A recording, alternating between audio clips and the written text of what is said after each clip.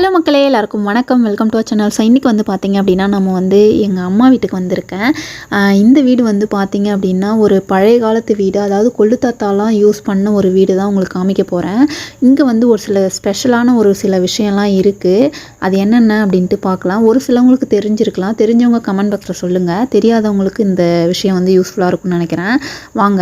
இப்போ வந்து நம்ம பார்த்திங்கன்னா நான் எங்கே இருக்கேன் அப்படின்னு பார்த்தீங்கன்னா மொட்டை மாடியில் இருக்கேன். மொட்டை மாடியில் ஏன் ஓட்டையை போட்டு சட்டியை கவுத்து அதை ஏன் மூடி வச்சுருக்காங்க அப்படின்ட்டு உங்களுக்கு ஒரு கேள்வி வரலாம்.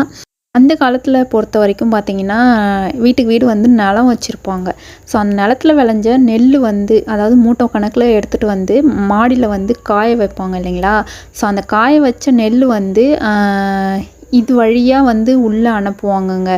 அதாவது திடீர்னு இப்போ மழை வருதோ மழையோ ஏதோ ஒரு அர்ஜென்ட்டுன்னும் போது இந்த வழியாக வந்து தள்ளி விட்டுருவாங்க உள்ளே. இது போய் உள்ளே ஸ்டோர் ஆகிடும். அதுக்காக தாங்க இந்த ஓட்டை.